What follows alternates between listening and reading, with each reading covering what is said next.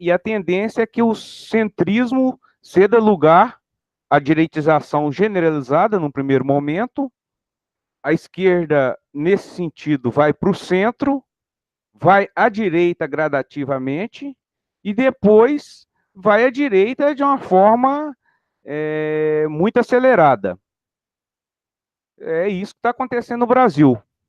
No PT, o grupo mais à direita, né, tomou conta do partido, o grupo do Haddad, conhecido como Mensagem ao Partido, que fizeram a campanha eleitoral sempre tentando colocar panos quentes, como os educados, os polidos, sem atacar as questões centrais, como, por exemplo, a destruição dos direitos dos trabalhadores, as vendas das estatais, do pré-sal, os fins dos serviços públicos, etc. Isso praticamente ficou intocável nessa campanha eleitoral deles. Então, dentro da própria campanha do Haddad, houve uma direitização, inclusive com o abandono da figura do Lula, que, na verdade, foi quem deu a maioria dos votos para o Haddad. Isso, de uma certa forma, foi assimilado por grande parte da militância como sendo uma saída vantajosa para angariar votos. Só que não foi possível, com essa estratégia, vencer o bolsonarismo, que eu considero que deu de lavada pela situação que era o Bolsonaro, era quase um nada. Mas a gente fica se perguntando também qual que seria o sentido de vencer essa campanha eleitoral com um programa de direita. Então essa pergunta ela tem que ser posta praticamente o tempo inteiro. Que sentido faria o Haddad governar com um programa tipo PSDB? Então foi uma campanha que foi à direita na tentativa de ganhar votos, de ganhar o PSDB, de ganhar o PSB, de ganhar esses outros partidos aí que praticamente não tiveram voto nenhum. Confirmada a derrota, isso que o Alejandro já falou, o Haddad virou o grande defensor da democracia, mas sem denunciar que essas eleições não tiveram nada de democrática, elas foram completamente controladas. Então, o Haddad soltou essa aí mesmo no Twitter, abre aspas. Nós temos que fazer uma profissão de fé e que nós vamos continuar a nossa caminhada, conversando com as pessoas, nos reconectando com as bases, nos reconectando com os pobres deste país, para retecer um programa de nação que há de sensibilizar mentes e corações deste país. Daqui a 4 anos, nós teremos uma nova eleição. Está entre aspas ainda, mas eu gostaria de sublinhar isso. Que ele escreveu, colocou como mensagem. Daqui a 4 anos, nós teremos uma nova eleição. Nós temos que garantir as instituições. Nós não vamos sair das nossas profissões, dos nossos ofícios, mas não vamos deixar de exercer a nossa cidadania. Nós vamos estar o tempo inteiro exercendo essa cidadania. E talvez o Brasil nunca tenha precisado mais do exercício da cidadania do que agora. Fecha aspas. Caramba, isso é um bispo que está falando? Um padre na igrejinha do interior?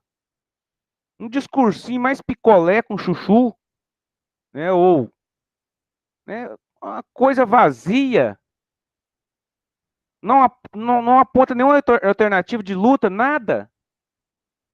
Ele sequer fala nessa mensagem dele sobre o Lula estar preso, o principal líder do seu partido. Ele ainda disse ao jornalista que estava procurando ele segunda-feira agora na frente da casa dele. Ele virou e falou assim, acabou, né, gente? Eu vou voltar a dar aulas. Então, assim, tipo assim, lava as mãos, deixa o homem fazer o trabalho sujo, né? E vai cuidar da sua vida particular, como se as pessoas pudessem cumprir isso que eu falou aí acima, que não vamos deixar a nossa profissão. Como não vamos? Já temos mais de 50 milhões de desempregados e vai aumentar. No Twitter, ele ainda mandou outra mensagem. Depois de ter titubear um pouco, ele mandou uma mensagem, abre aspas, presidente Jair Bolsonaro, desejo-lhe sucesso. Nosso país merece o melhor. Fecha aspas. Presidente Jair Bolsonaro, desejo-lhe sucesso. Sucesso? O sucesso do Jair Bolsonaro é arrancar a pele, arrancar o couro, o sangue do trabalhador. Ou seja, o que o Haddad está fazendo? Desejando boa sorte para o Carrasco? É mole? Ele está falando como se nós estivéssemos no melhor dos mundos possíveis, né? Completamente fora da realidade. Parece que o cara não está nem... Ou ele não está no Brasil, ou ele não está no planeta Terra. Então fica aí fazendo essa esquerda meia boca, que quer ser mesmo essa oposição consentida, deixando que o Bolsonaro, os militares e todos esses elementos da ultradireita que estão entrando nesse governo façam o trabalho sujo, e eles ficam participando de encontros, fazendo palestras sobre a cidadania, a democracia, as desigualdades sociais, as estatísticas da violência, a taxa de homicídios, de feminicídios, o bullying, a opção sexual das abelhas, etc, etc. E nada sobre como a classe trabalhadora deve se organizar para lutar, né, de forma direta contra a direita. Aliás, para esse pessoal, parece que a classe trabalhadora só serve para uma coisa, só lembra de classe trabalhadora para ser cabo eleitoral na próxima eleição, em 2022. E eles contam como certo que essa eleição vai existir, né? Como eles contam como certo que não há golpe. Aí nesse meio aí todo você tem o Ciro Gomes também que lava as mãos.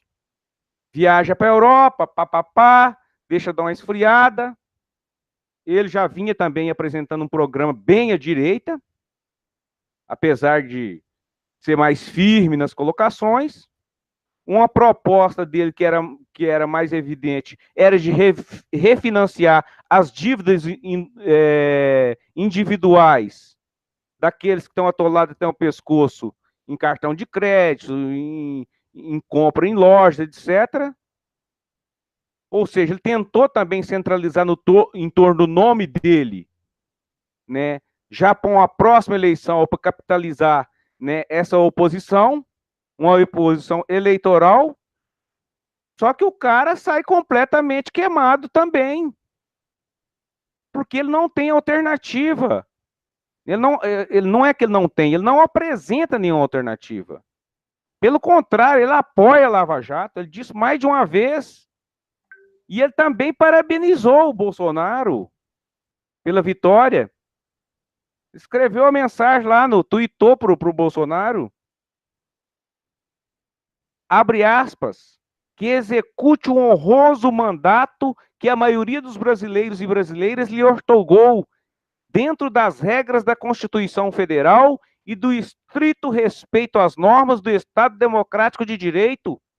Tá no mundo da lua também? Nós estamos em Estado Democrático de Direito? Esse negócio virou, parece que um mantra. Falar do Estado Democrático de Direito, parece que nós não estamos... Coisa de louco. Parece que não está falando do Brasil, onde existe um golpe em andamento que os militares estão batendo na porta. Entraram através de uma eleição para lá de controlada.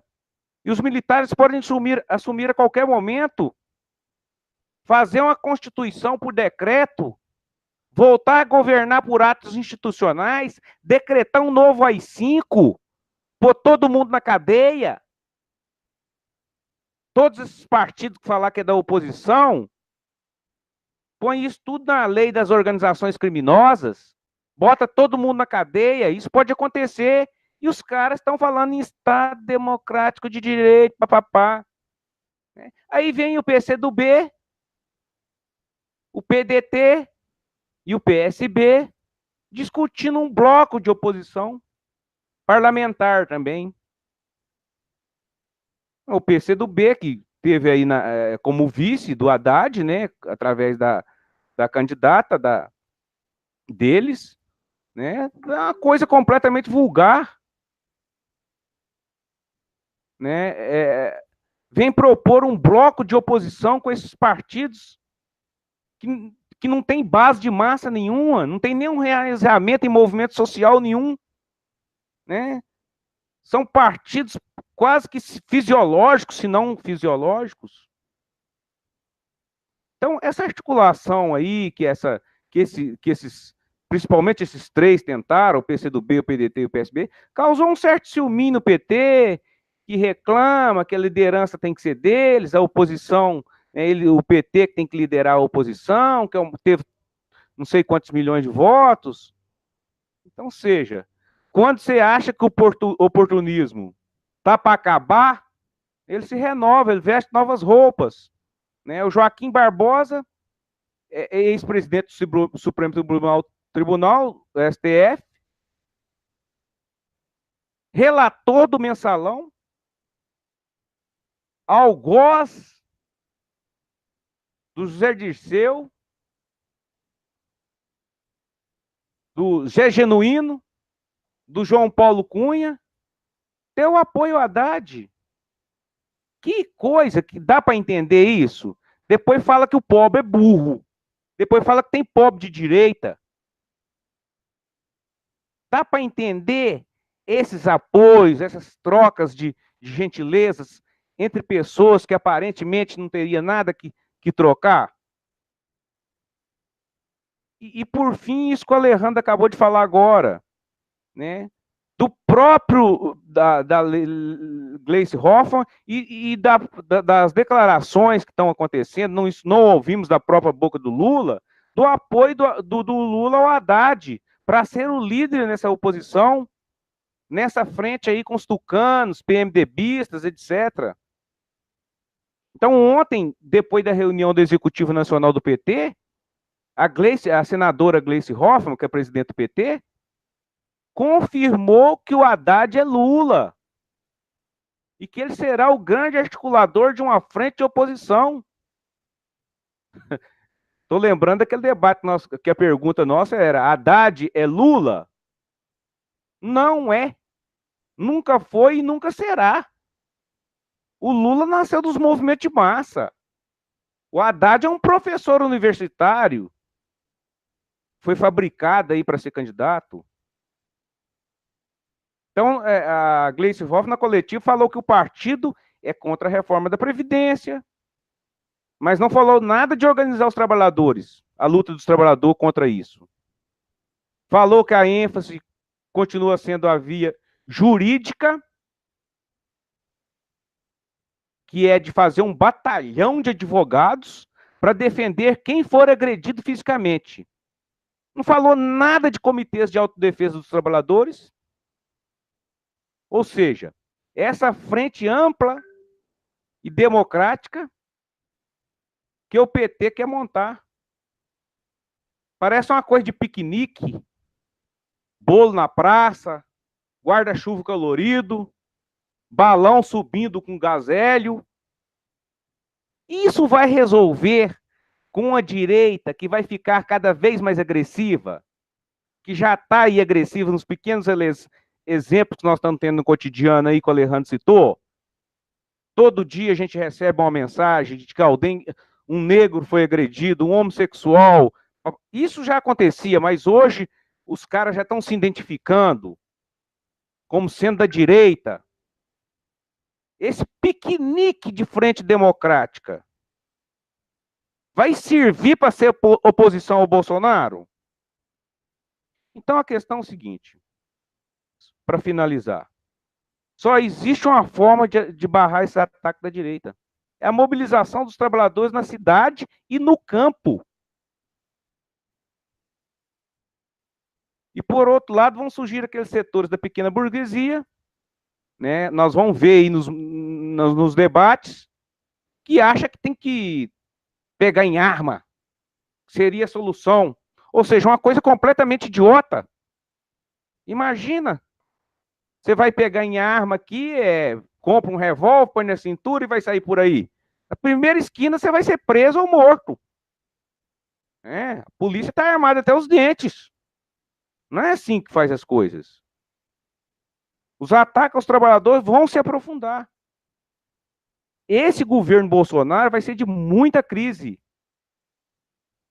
Eles não têm esse poder todo que nós estamos vendo aí alguns dando, que os caras vão vir com tudo e arrebentar tudo, papapá. Eles não têm esse poder todo se houver movimento de massa. Esse poder deles acaba. Então a palavra de ordem principal nossa é fora Bolsonaro e o golpe militar. Isso vai ter que estar nos gritos de protesto dos trabalhadores nas ruas.